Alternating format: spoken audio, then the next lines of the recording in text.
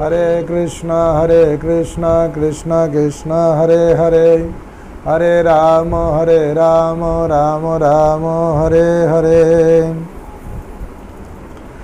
पादौ यदीय प्रथम द्वितीय तृतीय तुर्जौ कथितौ यद्रुरौ नाभिस्तथा पंचम एव षष्ठ भुजान्तरं जुगलं तथा नौ कंठस्थराजं नवम यदीय मुखारविन्द दशम प्रफुल्लम् एकादश जस्य ललाटपट्टं शिरपि तु द्वादश एव भाति तमादिदेव करुणानिधानं तमालवर्णं सुहितावतारम् अपार संसार समुद्र सेतु भजामहें भागवत स्वरूपम, भजामहे भागवत स्वरूपम।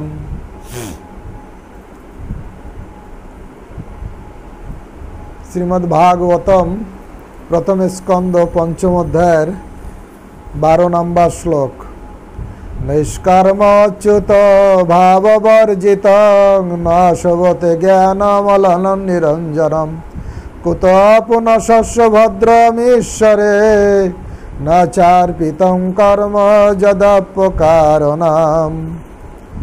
আত্মোপলব্ধির জ্ঞান সব রকমের জড় সংসর্গবিহীন হলেও তা যদি অচ্যুত ভগবানের মহিমা বর্ণনা না করে তাহলে তা অর্থহীন। তেমনি যে সকাম কর্ম শুরু থেকে ক্লেশদায়ক অনিত্য তা যদি পরমেশ্বর ভগবানের ভক্তিযুক্ত সেবার উদ্দেশ্য সাধিত না হয় তাহলে তার কি প্রয়োজন। এখানে নারদ মুনি তার শিষ্য ব্যাসদেবকে উপদেশ দিচ্ছেন, কারণ ব্যাসদেব 4 বেদ, উপনিষদ, পুরাণ, মহাভারত এগুলো সংকলন করার পরেও উনি সন্তুষ্ট হতে পারছিলেন না। তাই গুরুদেবের কাছে জিজ্ঞাসা করেছিলেন আমার অসন্তোষের কারণ কি।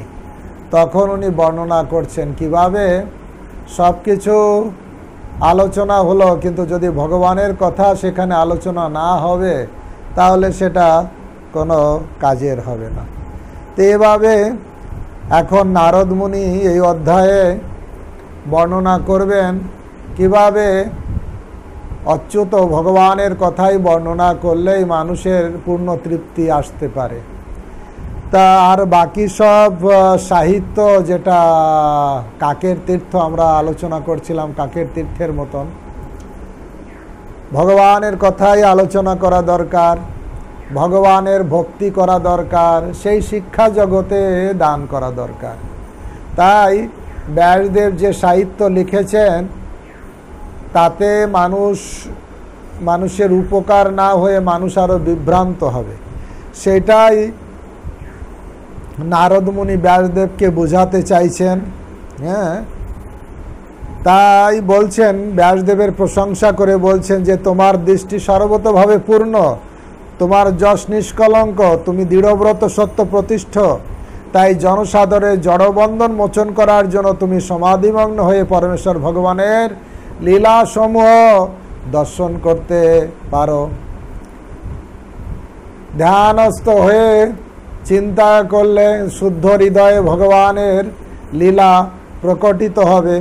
তাই নারদ মুনি ব্যাসদেবকে বললেন, যেহেতু তুমি হচ্ছেন সর্বতভাবে পূর্ণ, তুমি নিষ্কলঙ্ক, হৃদয় তোমার কলুষমুক্ত, তাই তুমি ধ্যান করলে ভগবানের দিব্য লীলা তোমার হৃদয়ে প্রকাশিত হবে, দিব্য জ্ঞান হৃদয়ে প্রকাশিত। তাই প্রভুপাদ তাৎপর্যে একটা কথা উল্লেখ করেছেন যে শ্রীমদ্ ভাগবত হচ্ছে সমস্ত জগতের সমস্ত মানুষকে জাগতিক বন্ধন থেকে মুক্ত করার উদ্দেশ্যে রচিত গ্রন্থ। শ্রীমদ্ ভাগবত একটা গ্রন্থ, যে গ্রন্থের উদ্দেশ্য হচ্ছে সমস্ত পৃথিবীর মানুষকে জাগতিক বন্ধন থেকে মুক্ত করে ভগবত ধামে ফিরে নিয়ে যাওয়া। তাই নারদ মুনি ব্যাসদেবকে সেই ভাগবত রচনা করার জন্য উৎসাহ প্রদান করছেন, সেই নির্দেশনা দিচ্ছেন। কেউ বলতে পারে অন্য কিছু বর্ণনা না করলে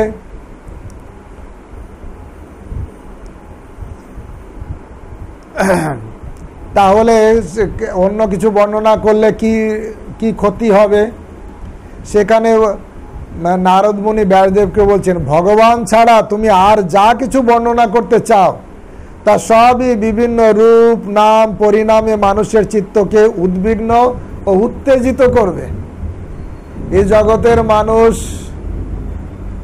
কত সাহিত্য রচনা করে, কত নাটক নভেল রচনা করে, যা মিথ্যা কথাতে পরিপূর্ণ।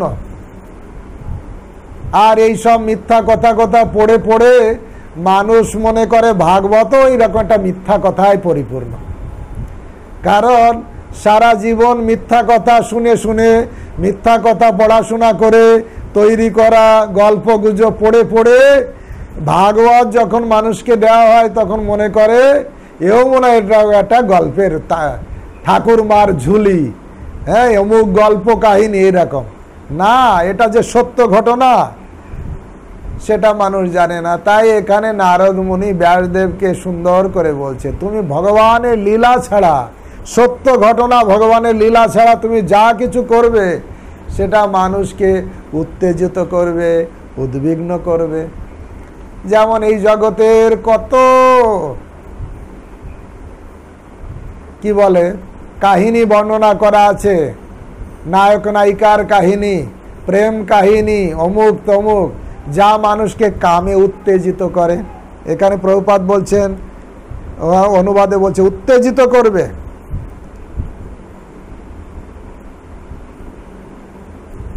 কারণ যেটা হচ্ছে উত্তেজনার কারণ এই জড় জগতের সাহিত্য ভগবানকে বাদ দিয়ে মানুষ জগতে বোঝে না, তাই মনে করে, কেউ কেউ বর্ণনা করে তথাকথিত সাহিত্যিক, তথাকথিত দার্শনিক, তথাকথিত শিক্ষিত ব্যক্তিরা তারা জগতে এ কথাও বলে যে ভাগবত হচ্ছে রাধাকৃষ্ণের প্রেম কাহিনী,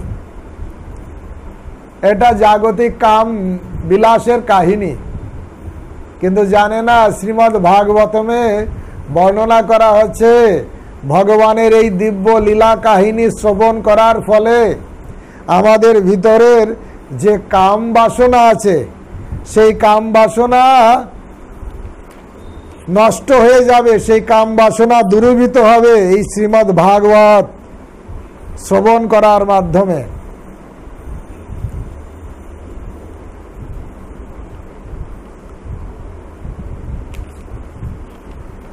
যেখানে বর্ণনা করা হচ্ছে যে আমাদের যে হৃদয়ের যে রোগ, সেই রোগ দূরীভূত হবে শুধু ভগবানের দিব্য লীলা বিলাস শ্রবণ করার মাধ্যমে।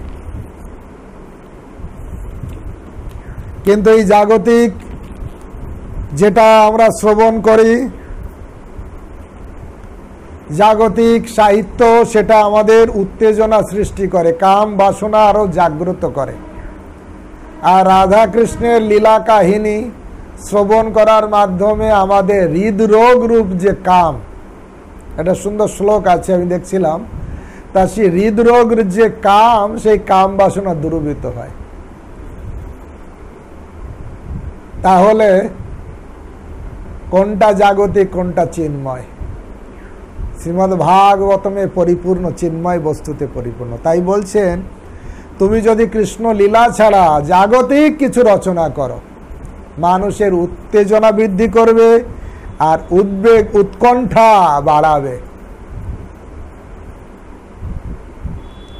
জগতের লোক জাগতিক সাহিত্য, নাটক, নভেল পড়ে, আর কেউ নিজেকে নায়ক মনে করে, কি নিজেকে নায়িকা মনে করে, আর ঠিক আর একজন নায়ক বা নায়িকার সঙ্গে সেরকম ম্যাচিং হয় না, তখন উদ্বেগ উৎকণ্ঠা সৃষ্টি হয়। যে সাহিত্যে যেমন কাহিনী বর্ণনা করেছে, তার সঙ্গে প্র্যাকটিক্যালে যখন মিল হবে না তখন উদ্বেগ উৎকণ্ঠা। তাই এই জড় সাহিত্য উদ্বেগ উৎকণ্ঠাতে ঠিক যেভাবে একটি আশ্রয়বিহীন নৌকা বায়ুর দ্বারা তাড়িত হয়ে ইতস্তত ভ্রমণ করে, এই জড় সাহিত্য মানুষকে কি করে, এটা নৌকায় উঠিয়ে দিল, যে নৌকার কোনো আশ্রয় নেই। এদিকে বাতাস যাচ্ছে তো ওই দিকে যাচ্ছে, ওদিক থেকে বাতাস আসছে তো এই দিকে যাচ্ছে। ঠিক যারা এই জাগতিক সাহিত্যের উপর নির্ভর করে থাকে তাদের বলা হচ্ছে আশ্রয়বিহীন নৌকার মতন, যা বায়ুর দ্বারা তাড়িত হয়। গ্রাম্য কবির কবিতে শুনিতে লাগে দুঃখ, বিদগ্ধ আত্মীয় বাক্য শুনিতে লাগে সুখ। তাই ব্যাসদেবকে এখানে শিক্ষা দিচ্ছেন যে কিভাবে এই জড় সাহিত্য বাদ দিয়ে তুমি চিন্ময় সাহিত্য রচনা করো, আর ভগবত ভক্তির কথা নির্মলভাবে শুধু ভগবত ভক্তির কথা, ভগবানের লীলাবিলাসের কথা, যেটা সত্য ঘটনা সেইটা জগতে প্রচার করো, তাহলে মানুষের পরম কল্যাণ সাধন হবে। যারা জগতের বিচক্ষণ মানুষ তারা এই তত্ত্বজ্ঞান সমন্বিত বৈদিক সাহিত্য আস্বাদন করতে চায়, যেখানে ভগবানের অপ্রাকৃত লীলাবিলাসের কাহিনী বর্ণনা করা আছে। ভগবত ভক্তি এমনই উন্নত জিনিস যে কথা শ্রবণ করার ফলে হৃদয়ের আনন্দ বিধান হয়, যে ভগবত ভক্তি অনুশীলন করার ফলে ঊর্ধ্বগতি লাভ হয়। যদি কোনো কারণবশত আমরা ভক্তি জগতে রত হয়েও সম্পূর্ণভাবে আমরা কি বলে পক্কতা লাভ করতে পারলাম না, তাহলে তার কোনো ক্ষতি নেই। কিন্তু ভগবত ভক্তি বাদ দিয়ে কেউ যদি অন্য কিছুতে মনোনিয়োগ করে, তাতে যদি তার পূর্ণতাও লাভ হয়, তাতে তার লাভ কি? এরকম একটা সুন্দর শ্লোক বলছেন, সুন্দর। ত্যক্তা সধর্ম চরণাম্বুজ হরে ভজন অপক্ষ পতেত যদি যত্র কদ্র ভুধ মুস্য কিম কো ব্যর্থ আপ্ত ভজতাম সধর্মত। এই শ্লোকটা আমার জীবনের জন্য অনেক কার্যকরী হয়েছিল। আমি যখন বাড়ি থেকে আসছিলাম এই শ্লোকটা আমাকে অনেক কাজে দিয়েছিল। আজ থেকে 30-32 বছর আগের ঘটনা, যেখানে এই শ্লোকটা আমার জীবনের অনেক কাজ দিয়েছিল। যে আমি গৃহ ত্যাগ করে আসার সময় চিন্তা একটা হচ্ছিল যে ভক্তি জগতে সম্পূর্ণভাবে নিয়োগ হব, যদি কোনো কারণবশত পতন হয়ে যায় তাহলে কি হবে, না বাবা মাকে দেখলাম, না ভক্তি জগতে কি হবে। তা তখন যখন এই শ্লোকটা পেলাম, এই শ্লোকটা আমি বারবার পড়ে পড়ে আমার মনের ভিতর একটা শক্তি এসে গেল, তখন আমি গৃহ ত্যাগ করার শক্তি পেয়ে গেলাম।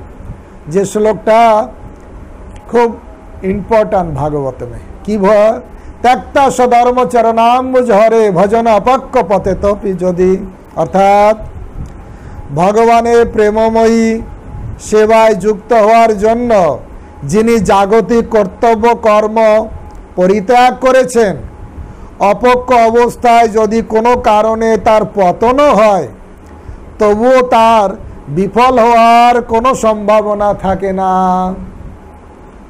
পক্ষান্তরে অভক্ত ভক্তি জগতে না প্রবেশ করে অভক্ত হয়ে, অভক্ত যদি সর্বতভাবে নৈমিত্তিক, বাবা মার জন্য যা করা, আত্মীয় স্বজনের যা করা, সমাজের জন্য যা করা, সর্বতভাবে নৈমিত্তিক ধর্ম অনুষ্ঠানে যুক্ত হয়, তবু তাতে তার কোনো লাভ হয় না, সেই সব কাজে ফুটো পয়সার লাভ হয় না।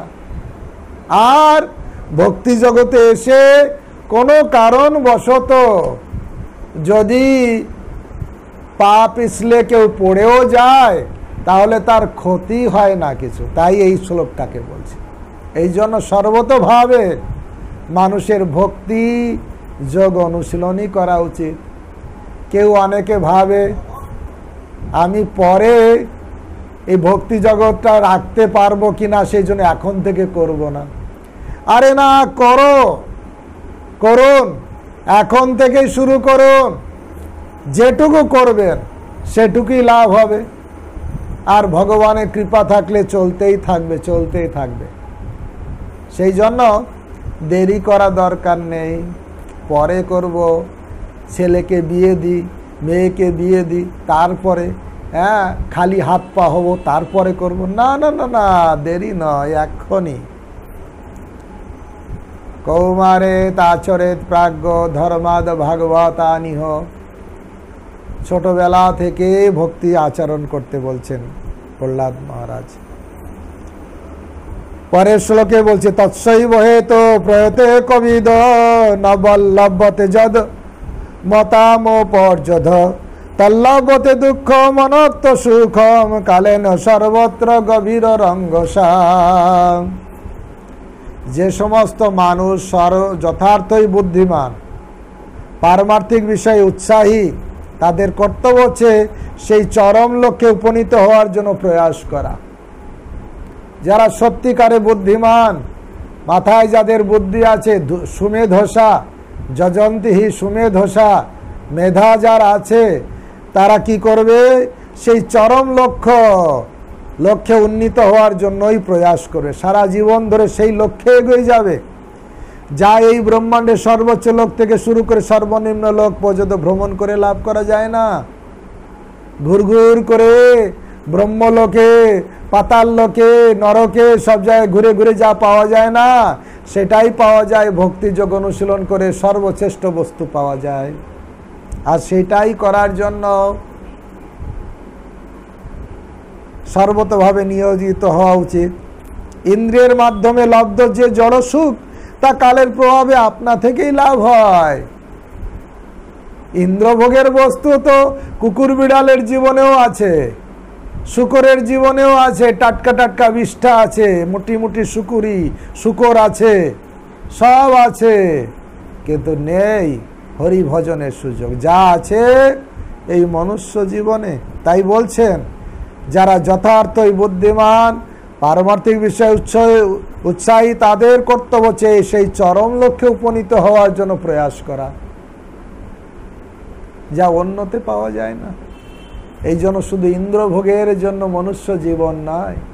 নিদেহ মাধ্যম সুলভম সুদুর্লভম গুরুকর্ণধারম মায়ানুকূলেন নবেশ ন তরেত পুমাম ভবাব্ধিম স আত্মহা। দুর্লভ মনুষ্য জীবন পেয়েছি, দেহরূপ নৌকা, যা নদী পার হওয়ার যা সুযোগ, গুরুরূপ কান্ডারি পেয়েছি, যে সুন্দর হাল ধরে গাইডলাইন দিয়ে আমাদের এগিয়ে নিয়ে যাচ্ছে। ভগবান বলছেন মায়ানুকূলেন, আমার কৃপা অনুকূল বাতাস সেই নৌকাটাকে আরো ঠেলে দিচ্ছে। এমন সুযোগ থাকা সত্ত্বেও ভবান্ধি ন তরেশ আত্মহা, এই জগৎ থেকে উদ্ধার পাওয়ার চেষ্টা যে করে না, সে আত্মহত্যা করছে, সুইসাইড করছে। তাই সেইটাই আকাঙ্ক্ষা করা উচিত, যেটা হচ্ছে ভগবত ভজনের জন্য। এইভাবে ব্যাসদেবকে নারদ মুনি উপদেশ দিচ্ছেন যে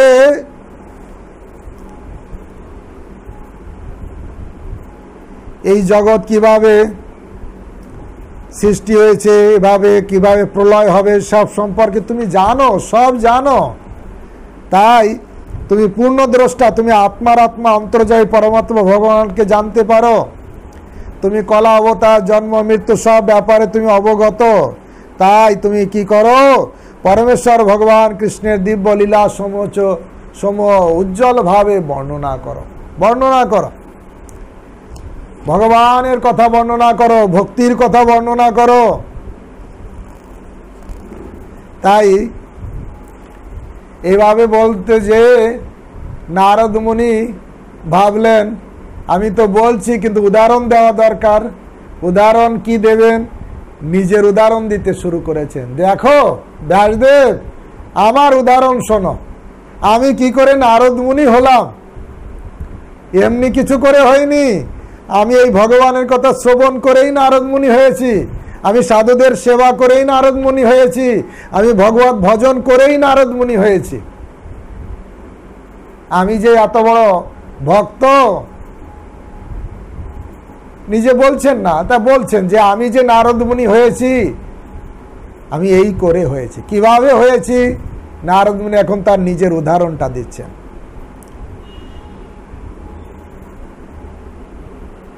অহং পুরাতীত ভবে ভবন মুনে দাস্যস্থ কশ্চাচম বেদবাদিনাম।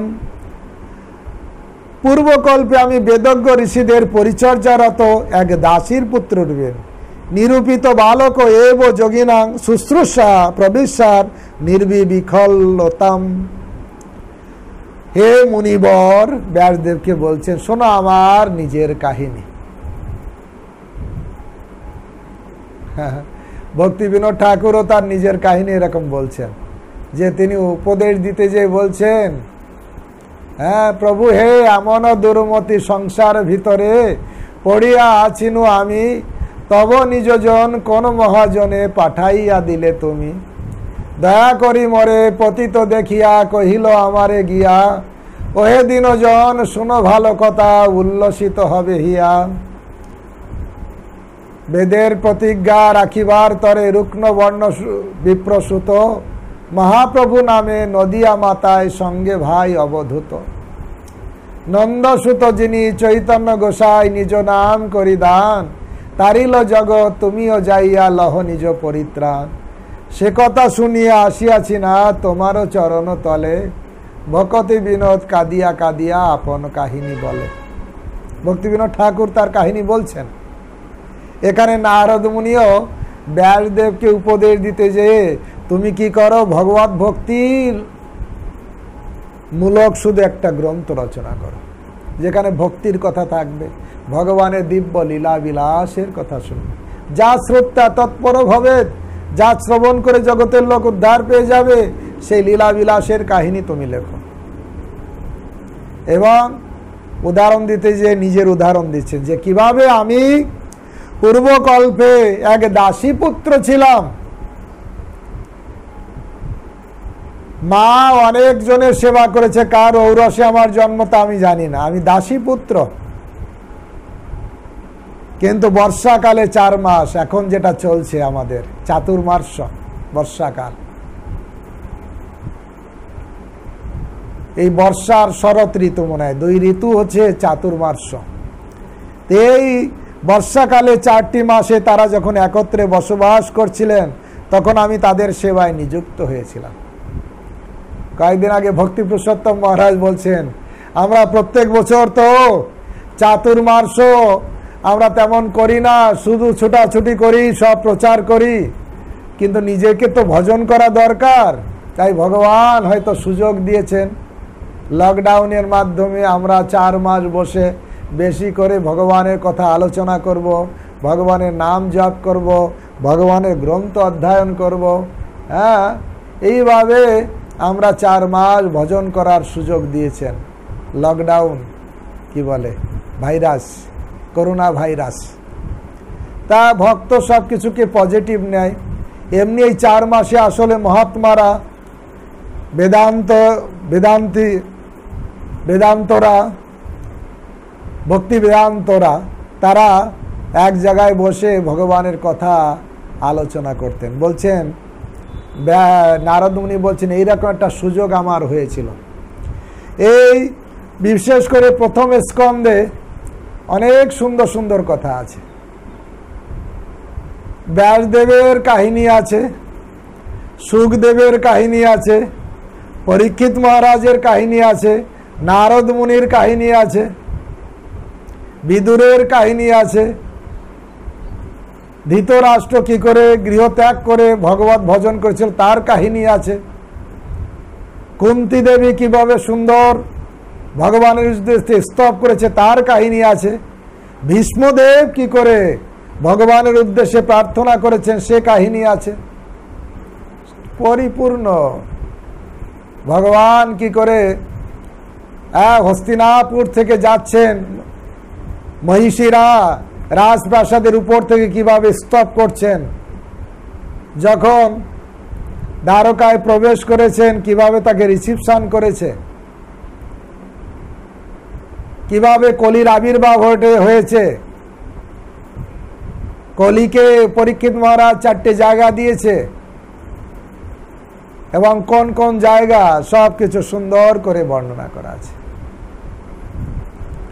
পরীক্ষিত মহারাজ কি করে সব রাজ্য পরিত্যাগ করে বৈরাগ্য অবলম্বন করে বসে গেছেন গঙ্গার পাড়ে, বর্ণনা আছে। সব কথা শ্রীমদ্ ভাগবতে প্রথম স্কন্ধে খুব সুন্দর করে বর্ণনা আছে। এখানে নারদ মুনির কাহিনী আমরা শুনব, নিজের মুখে বলছেন। যখন সাধুরা একত্রে 4 মাস এক জায়গায় বসেছিলেন, আমার সুযোগ হয়েছিল তাদের সেবা করা। এখানে বলছেন প্রভুপাদ তাৎপর্য সুন্দর বলছেন, তার ভিতরে একটাও কথা বলছেন যে ভগবানের সেবা শুরু হয় ভগবানের সেবকের সেবা করার মাধ্যমে। প্রভুপাদ তাৎপর্য বলছে নারদ মুনির ভক্তি জীবনটা শুরু হয়েছে ভক্তের সেবা থেকে। প্রভুপাদ এখানে তাৎপর্যে তাই লিখছেন, ভগবানের সেবা শুরু হয় ভগবানের ভক্তের সেবা করা থেকে শুরু করে। তাই আমাদের বুঝতে হবে, ভগবানের কথা উপলব্ধি করতে। ভগবান নিজেই বলছেন, আমার ভক্তের পূজা আমা হইতে বড়, এই কথা গীতা ভাগবতে কইল দৃঢ়। আমার ভক্ত নাহি পূজে, আমাকে পূজে মাত্র, সে দাম্ভিক নহে মোর প্রসাদের পাত্র। আমাকে পূজা করে, আমার ভক্তের পূজা করে না, সে দাম্ভিক। পরের লাইনে পরের শ্লোকে বলছেন, আমার কি গুণ ছিল। আসলে শুধু সেবা করলে হবে না, কিছু গুণ থাকা দরকার। চঞ্চল মানসিকতা আমার মতন হলে সেবা ভাব হবে না। ধীর স্থির কি গুণাবলী থাকতে হবে, তাই বলছেন, নিজে বলছেন। যদিও তারা সমদর্শী ছিলেন, সেই বেদজ্ঞ মুনিরা তাদের অহতুকি করুণার প্রভাবে আমাকে আশীর্বাদ করেছিলেন। সবার প্রতি সমদর্শী ছিল, কিন্তু আমাকে আশীর্বাদ করেছিলেন কেন? নারদ মুনি বলছেন, যদিও আমি ছিলাম ছোট বালক, আমি ছিলাম বালক, বালক এমনিতেই সরল, কিন্তু তবু আমি ছিলাম সংযত এবং সব রকম শিশু সুলভ খেলাধুলার প্রতি উদাসীন। আমার ইন্দ্রিয়গুলো সংযত ছিল, আর আমি বালক হওয়া সত্ত্বেও সবসময় খেলাধুলা নিয়ে থাকতাম না, আমি খেলাধুলা থেকে আমি উদাসীন ছিলাম। তদুপরি আমি ছিলাম কি, আমি দুরন্ত ছিলাম না, আমি দুরন্ত ছিলাম না, চঞ্চল ছিলাম না। নারদ মুনি ব্যাসদেবকে বোঝাচ্ছে যে কি যোগ্যতা থাকলে সাধুর কৃপা পাওয়া যায়। আসলে নারদ মুনি তো একজন গুরুদেব, বড় বড় ভক্তদের গুরুদেব, ব্যাসদেবের গুরুদেব, প্রহ্লাদ মহারাজের গুরুদেব, ধ্রুব মহারাজের গুরুদেব নারদ মুনি। তা গুরুদেব জানেন কিভাবে বললে শিষ্য ঠিক বুঝতে পারবে। নিজের কেউ হয়তো ভাবতে পারে নিজের গুণগান করছেন, না, শিষ্যকে শিক্ষা দেওয়ার জন্য কি যোগ্যতা আমার ছিল, সেই জন্য ভক্তি বেদান্তরা সাধুরা আমাকে কৃপা করেছিলেন। শিষ্যর এই যোগ্যতা থাকা দরকার। তাই বলছেন আমি ছিলাম সংযত, নারদ মুনি বলছেন আমি ছিলাম সংযত, শিশু সুলভ খেলাধুলায় উদাসীন ছিলাম, আমি দুরন্ত ছিলাম না, আর প্রয়োজনের অতিরিক্ত কথা বলতাম না, প্রয়োজন ছাড়া বকর বকর কথা বলতাম না। এ নারদ মুনি তার আত্মকাহিনী বলছে। আমি একজন বৃন্দাবনে মহাত্মার কথা শুনছিলাম, উনি বলছিলেন কেউ যদি বাক্যকে সংযত করতে পারে তাহলে তার নিজ ভিতরের সে শক্তিটাকে খুব তাড়াতাড়ি জাগ্রত করতে পারে, সে তাড়াতাড়ি শুদ্ধ হতে পারে। যত পারা যায় কম কথা বলা। উনি এও বলছিলেন দরকার হলে যে কথাটা ইশারাতে হয়ে যাবে সেটা আর উচ্চারণ করার দরকারও হয় না, এইভাবে নিজেকে সংযত করার চেষ্টা কর। যে বাক্যের বেগ, সেই জন্য ষড়বেগ যেখানে আছে রূপ গোস্বামী ফার্স্টে বলছেন বাচ বেগম মনস বেগ জিহ্বা বেগ উদরুপস্থ বেগম এতান বেগ য বিসহতে ধীর সর্বমপিমাং পৃথিবীং সশিষ্যাৎ। সারা পৃথিবী শাসন করতে পারে অথবা সারা পৃথিবী শিষ্য গ্রহণ করতে পারে যে 6টা বেগ যিনি দমন করেছেন। ফার্স্ট হচ্ছে বাচ বেগ। দেখেন নারদ মুনির তার দিব্য গুণাবলীর ভিতরে কি ছিল, নিজে বলছে আমি প্রয়োজনের অতিরিক্ত কথা বলতাম না।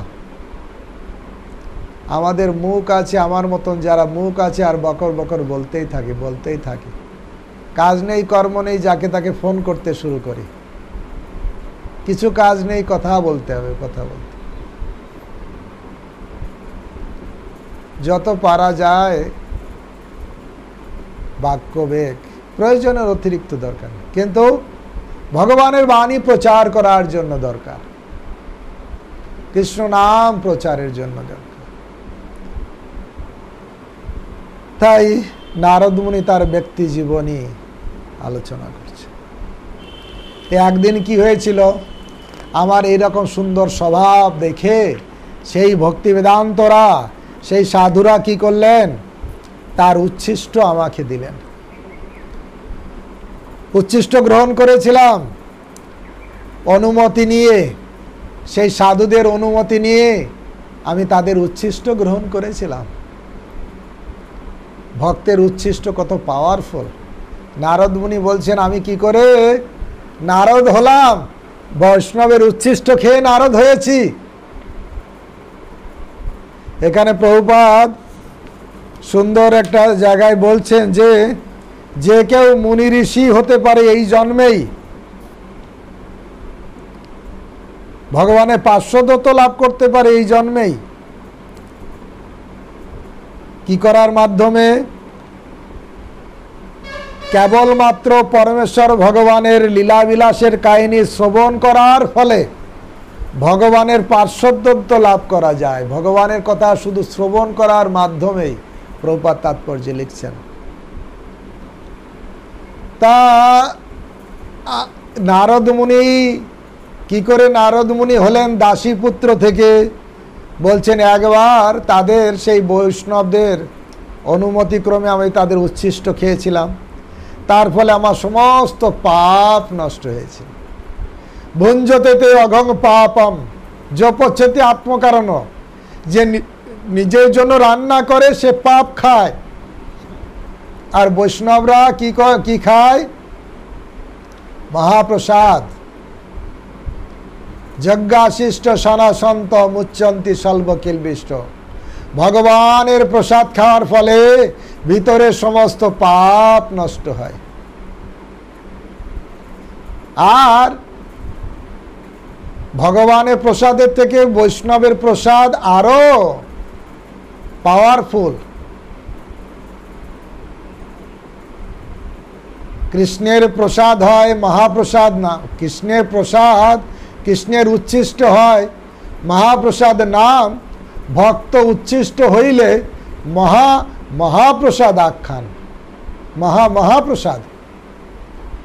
তাই নারদ মুনি দাসীপুত্র রূপে তিনি পূর্বকল্পে তিনি বৈষ্ণবের উচ্ছিষ্ট খেয়েছিলেন।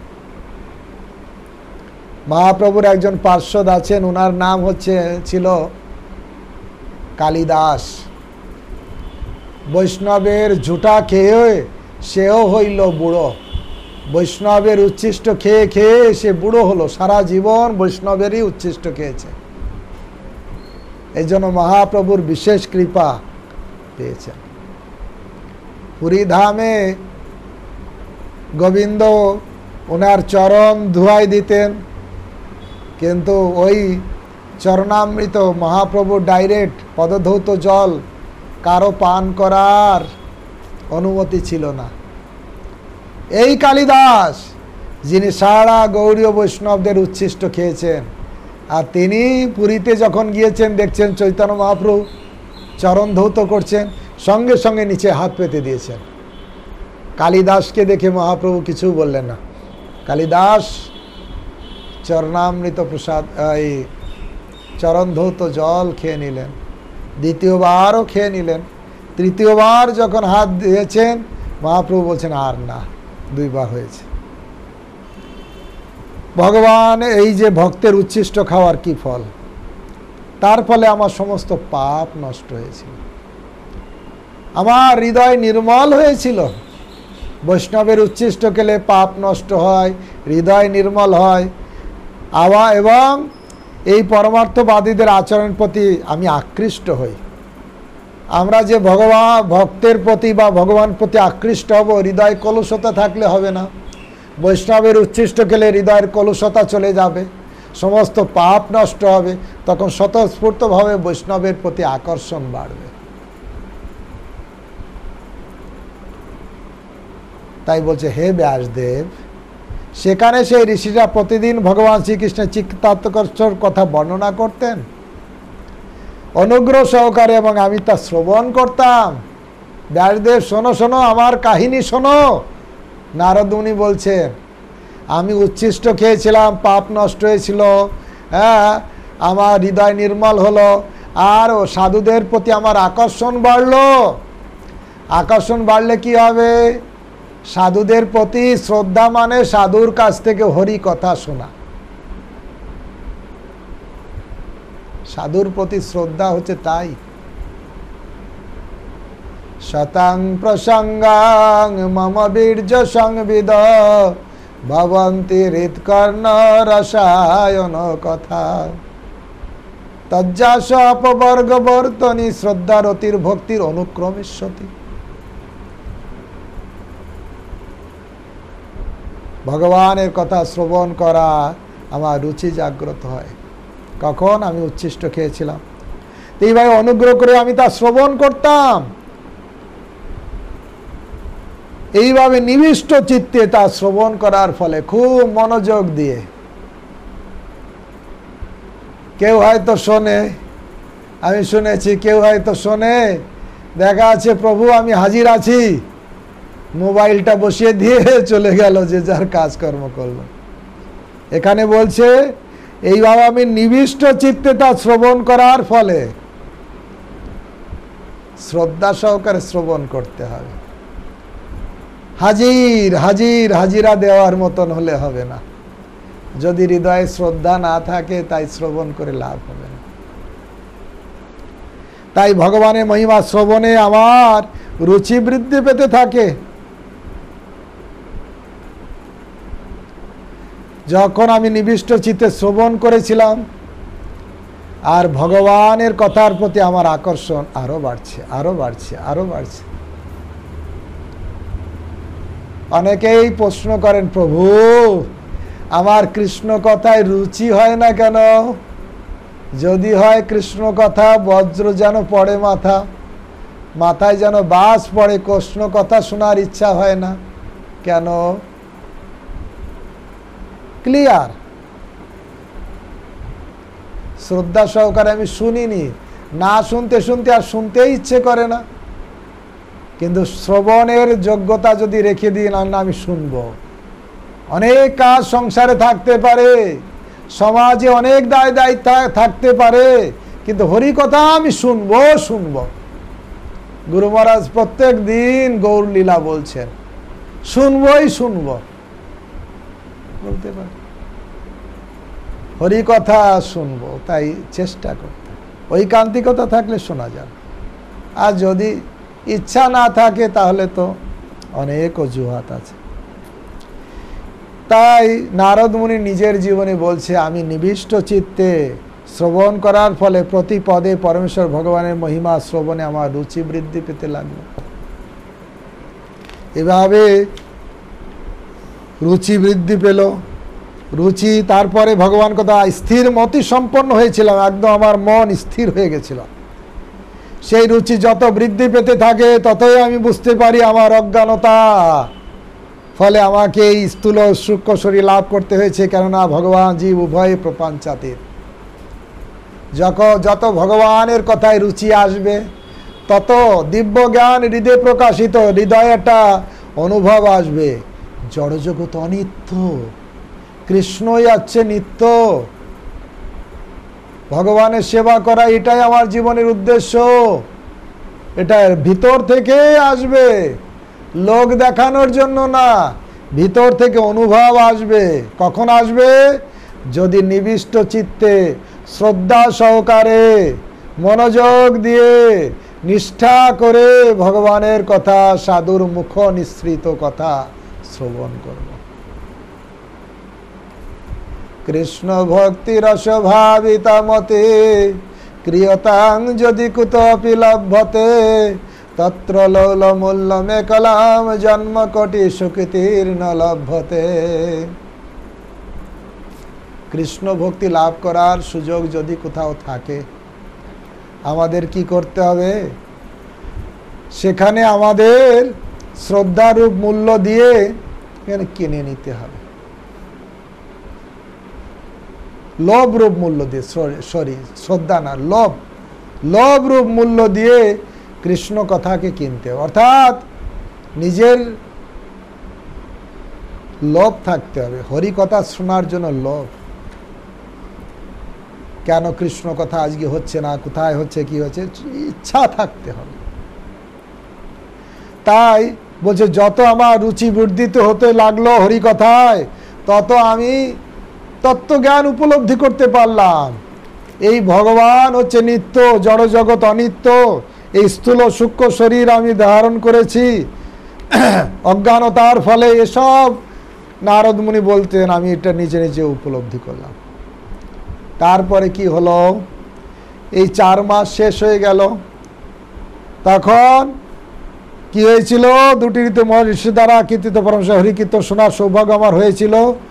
ভগবত ভক্তির প্রতি আমার প্রবৃত্তি যখন প্রভাবিত হতে শুরু করলো, তখন রজ তমগুণ আবরণ বিদূরিত হয়। তাদের কাছে হরিকথা শোনার ফলে রজ তমগুণ চলে গেল। তদা রজস্তম ভাব কামলব জয়স্তদে চেত এত অনাবৃদ্ধম স্থিত সত্যে প্রসিদ্ধতি। তাই হরিকথা শুনলেই রজগুণ তমগুণ চলে যাবে। অনেকে আমরা বলি, প্রভু আমার না রাগ খুব, প্রভু আমি ভাবি রাগ করব না, কিন্তু রাগ করা হয়ে যায়। কেন? এসব রজ তমগুণের প্রকাশ। লোকেরা বলে না, সকালে উঠি আমি মনে মনে বলি সারাদিন আমি যেন ভালো হয়ে চলি। এটা কথা আছে। সবাই আমরা ভাবি আজকে আমি ভালো হয়ে চলবো, কাউকে কষ্ট দেব না, সবাইকে ভালোবাসবো, সবার সঙ্গে ভালো ব্যবহার করব, সবার ভালো করার চিন্তা করব। কিন্তু হঠাৎ কারোর প্রতি রেগে গেলাম, হঠাৎ কারো খারাপ চিন্তা করে ফেললাম। কোথা থেকে আসলো এইসব? কাম এসো ক্রোধ এসো রজগুণ সমুদ্ভব মহাসনা মহাপাপ না। এই কাম আর ক্রোধ এই রজগুণ থেকে এসেছে। তাই বলছে আমি হরিকথা শোনা, নারদ মুনি নিজে বলছে আমার হরিকথা শোনার ফলে আমার রজতম গুণটা চলে গেল, সমস্ত পাপ থেকে মুক্ত হলাম। এবং আমি ঋষিদের প্রতি তো আসক্ত ছিলাম, ব্যবহার আমার ছিল নম্র, আমার সমস্ত পাপ ছিল, আমার হৃদয় গভীর শ্রদ্ধা ছিল, ইন্দ্রিয়গুলো সংযত ছিল, দেহ মনের অবিচলিত, তাদের আজ্ঞা পালন করেছিলাম। তার ফলে কি করলো? শুধু হরিকথা শুনলে হবে না, তাদের আজ্ঞা পালন করতে হবে। সাধুর হরিকথা কখন আমার হৃদয়ে স্থান পাবে? যখন সাধুর কিছু সেবা করব। তাই বলছিলেন যে তাদের আজ্ঞা পালন করতাম, তাদের সেবা করতাম, নম্রভাবে তাদের হরিকথা শুনতাম। আর সেই জন্য নম্র যারা শিষ্য তাদের প্রতি গুরুদেব তত্ত্বজ্ঞান দান করেন। তাই এই শ্লোকে বলছেন জ্ঞান গুহ্যতমম যৎ সাক্ষাৎ ভগবৎ উদিতম অন্যয়চ গমিষ্যন্ত কৃপয়া দীনবৎসলা। দীনবৎসল সাধুদের আর এক নাম হচ্ছে দীনবৎসল। তিনি সবাইকে দীনবৎসল, দীন ব্যক্তিদের কৃপা করেন, অজ্ঞকে কৃপা করেন। দীনবৎসল যে সাধু, তারা যাওয়ার সময় আমাকে কি করেছিলেন, যে গুহ্য জ্ঞান, গোপনীয় জ্ঞান, আধ্যাত্মিক জ্ঞান, গূঢ় জ্ঞান, পরম গুহ্যম জ্ঞান তারা আমাকে দান করেছিলেন। তাহলে জ্ঞানটা আসবে গুরুর কাছ থেকে, দিব্য জ্ঞান হৃদয়ে প্রকাশিত। নায়ম আত্মা প্রবচনেন ন মেধয়া ন বহুনা শ্রুতেন। অনেক বড় বড় লেকচার দিলে জ্ঞান হবে না, অনেক শাস্ত্র অধ্যয়ন করলেও জ্ঞান হবে না, অনেক বড় মেধা থাকলেও হবে না। দিব্য জ্ঞান হৃদয়ে প্রকাশিত, গুরুদেবের কৃপায়, বৈষ্ণবের কৃপায় হৃদয়ে প্রকাশিত হয়। প্রহ্লাদ মহারাজ এরকম একটা শ্লোক বলছেন, বিনা মহৎ পদ রজ অভিষেকম। মহৎ পদ রজের অভিষেক ছাড়া কখনোই এই দুষ্প্রাপ্য বস্তু লাভ করা সম্ভব নয়, ভগবত তত্ত্বজ্ঞান লাভ করা সম্ভব নয়। মহৎ পদ রজ অভিষেকম, উন্নত ভক্ত যাদের, তাদের কৃপার দ্বারা অভিষিক্ত হতে হবে। তার আশীর্বাদ আমার জীবনে খুব দরকার। এই জিনিসটা কেউ যদি, যার নারদ মুনি নিজের জীবনে তিনি আচরণ করে দেখায়, ছোট ছিলেন, সরল ছিলেন, নিষ্কপট ছিলেন, অন্য খেলাধুলায় উদাসীন ছিলেন, সাধুর প্রতি নিষ্ঠাপরায়ণ ছিলেন, শ্রদ্ধা সহকারে হরিকথা শুনতেন। তার ফলে কি হলো, দীনবৎসল সেই ভক্তি বেদান্তরা যখন চলে যাচ্ছিলেন, তখন তারা স্বয়ং ভগবান প্রদত্ত পরম গুহ্য জ্ঞান আমাকে দান করেছিলেন। ভগবান প্রদত্ত গুহ্য জ্ঞান কি করে হলো? কৃষ্ণ থেকে ব্রহ্মা, ব্রহ্মা থেকে নারদ, নারদ থেকে ব্যাসদেব, ব্যাসদেব থেকে মধ্বাচার্য, এই যে গুরু পরম্পরায় সেই জ্ঞানটা আসছে, সেই ভগবান প্রদত্ত জ্ঞান যা গুরুর কাছে, বৈষ্ণবের কাছে লাভ করা যায়, তারা যখন আমার প্রতি কৃপা পরায়ণ হবে, আমার হৃদয়ে সেই জ্ঞান প্রকাশিত হবে। প্রভুপাদ তাৎপর্যে একটা লাইন বলছেন, ভগবানের উপদেশ কেবল ভক্তরাই হৃদয়ঙ্গম করতে পারে, অন্য কেউ তা পারে না। ভক্ত না হলে এই জ্ঞান হৃদয়ঙ্গম করা যাবে না।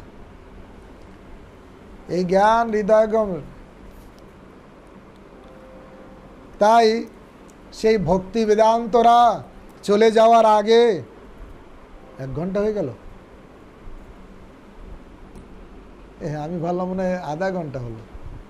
1 ঘন্টা,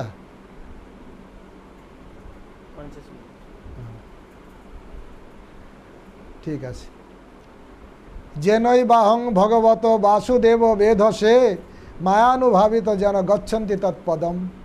সেই গুহ্যতম জ্ঞানের প্রভাবে আমি সব সৃষ্টিকর্তা, পালনকর্তা, ধ্বংসকর্তা সব সম্পর্কে আমি অবগত হলাম।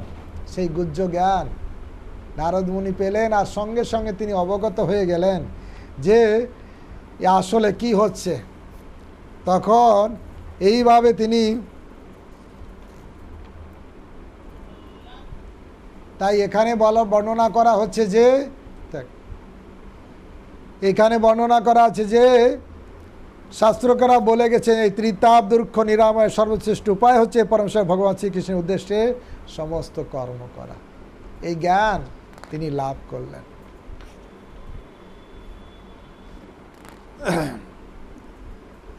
এখানে নারদ মুনি সুন্দর কথা বললেন, কেটে গেছে।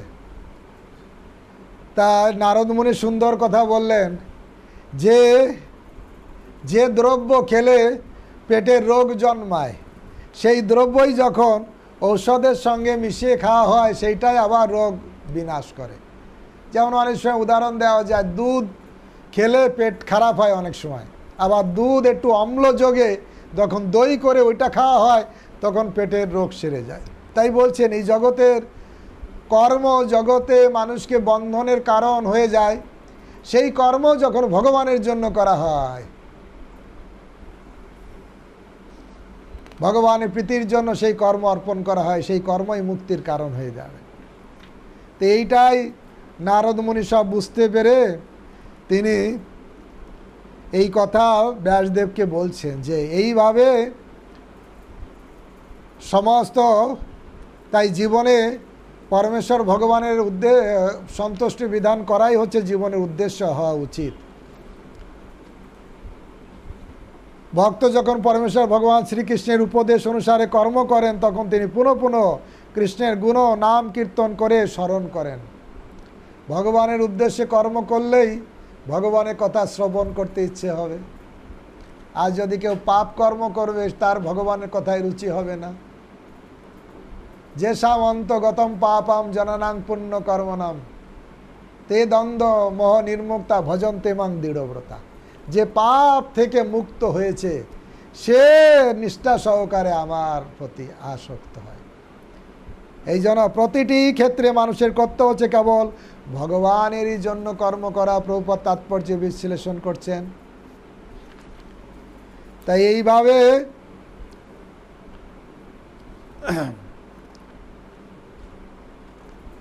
এইভাবে নারদ মুনি তার জীবনে বলছেন যে আমি এইভাবে, তখন ওনারা চলে গেলেন, আমি ওং নমো ভগবতে বাসুদেবায় এইভাবে করে ভগবানের নাম উচ্চারণ করতে লাগলাম, গুণগান করতে লাগলাম। এইভাবে নারদ মুনি বলছেন এইভাবে যে করে সে ভগবানের কৃপা লাভ করে, ভগবানের নাম কীর্তন করলে। এইভাবে পরমেশ্বর ভগবান শ্রীকৃষ্ণ আমাকে বেদগুজ্জ জ্ঞান দান করেন এবং তারপর অনিমা আদি দিব্য ঐশ্বর্য দান করেন। সেগুলো প্রতি আমার অনাসক্তি দর্শন করে তিনি আমাকে প্রেম দান করেন।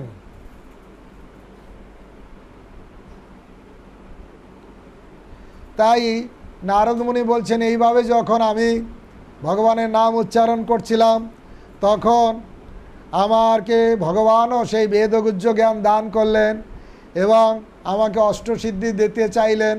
কিন্তু আমি তাতে আগ্রহশীল ছিলাম না, কারণ আমি তো ভক্তি বেদান্তদের কাছ থেকে জানতে পেরেছিলাম এ তুচ্ছ। তখন আমার অনিমা লঘিমা তাতে আমার আগ্রহ না দেখে ভগবান আমাকে প্রেম দান করেছিলেন। এইভাবে নারদ মুনি তার জীবনে বর্ণনা করতে যেয়ে কনক্লুশন দিয়ে ব্যাসদেবকে বলছেন, তাই হে ব্যাসদেব, তুমি কি করো, অন্য সব বাদ দিয়ে শুধু নির্মলভাবে ভগবানের নাম কীর্তন গ্রন্থ রচনা করো, লীলাবিলাসের কাহিনী, শুদ্ধ ভক্তির কথা শুধু রচনা করো, যার ফলে এই জড়জগতের দুঃখ কষ্ট থেকে মানুষ রেহাই পেতে পারবে। এভাবে পঞ্চম অধ্যায় শেষ হলো। ষষ্ঠ অধ্যায়ে নারদ মুনি ব্যাসদেবের কথোপকথন অধ্যায়ে ব্যাসদেব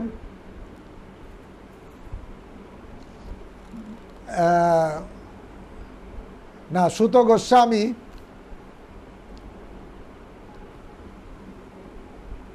ব্যাসদেব নারদ মুনিকে জিজ্ঞাসা করলেন যে আপনি তো এরকম দিব্য জ্ঞান পেলেন, আপনি, আপনার মা ছিল আর আপনি ভক্তি বেদান্তরা চলে গেলেও তারপরে আপনি বাকি সময়টা কি কাজ করেছিলেন, কিভাবে আপনি সাধন ভজন করলেন, কিভাবে আপনি এই নারদ মুনি হলেন?